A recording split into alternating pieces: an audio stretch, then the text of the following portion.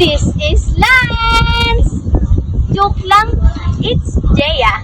It's LJ. It's Jamela. Dear guys! Have you guys ever wondered how landslide happens? Or saan ito madalas nangyayari? And lastly, how engineers take actions in this kind of situation? Engineering student ka ba? E di dapat alam mo kung paano at bakit nangyayari ang landslide. Charot!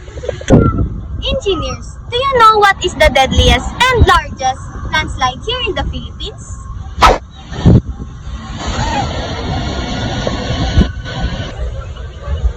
Yung gagayahin niya na may sira sa ulo. Huwag ka mag-video! Siyempre, engineers, Kinsagon landslide ang deadliest and largest na nangyari here in the Philippines. What type of disaster, where, and when nga ba ito nangyari? So, engineers, the Kinsagon landslide occurred in the barangay of Kinsagon, a farming village in the municipality of St. Bernard, in the province of Southern Leyte. This landslide happened on February 17, 2006. Aralin natin ng mas maigi ang Kinsagon landslide. Ano? Tara?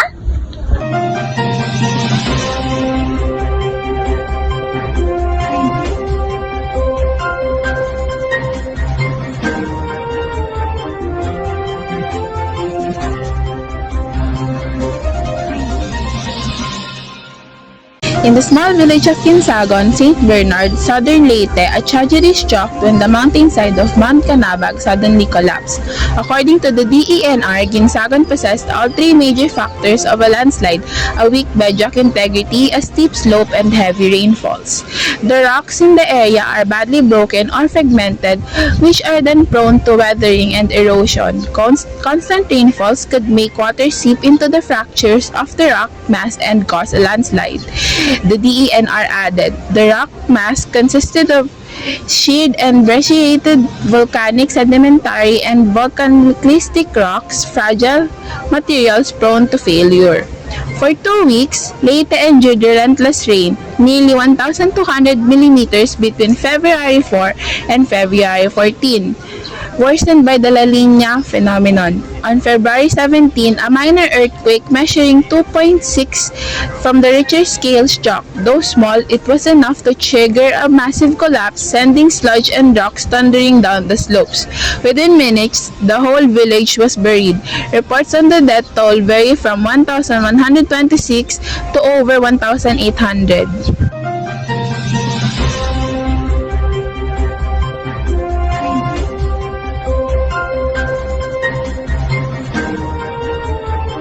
It's trivia time. Did you know that in the Kinsagon landslide, approximately 1.2 billion cubic meters of rock, muds, debris rushed down the mountain?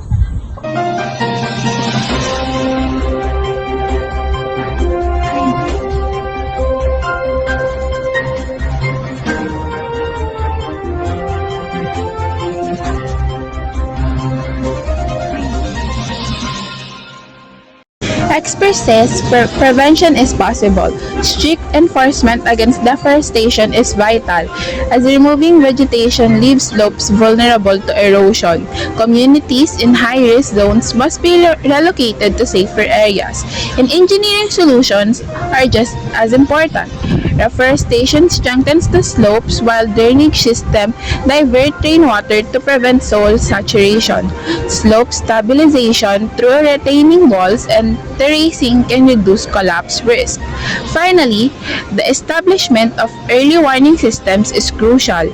By monitoring rainfall thresholds and slope stability, communities can be alerted in advance. Combined with the disaster drills and awareness campaigns, these measures ensures residents know how to respond quickly and safely without panicking all over the place.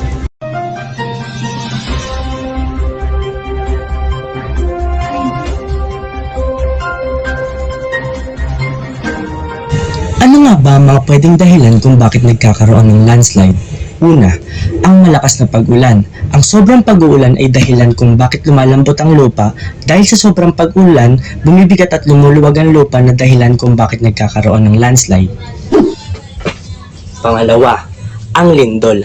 Alam naman natin na ang Pilipinas ay kabilang sa Pacific Ring of Fire. Isa ito sa mga dahilan kung bakit ang paglindol ay malimit nating nararanasan sa ating bansa. Kaya naman ito ang isa sa mga sanhi ng pagkakaroon ng landslide. Pangatlo, ang pagpuputol ng puno.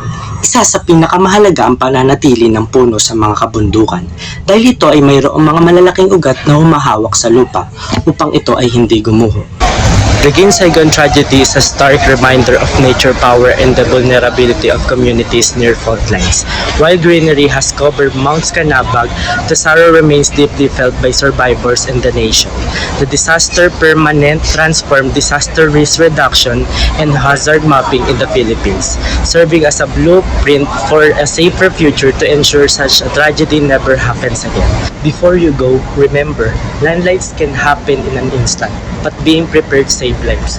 Thank you for watching. Stay vigilant and stay safe. Bye!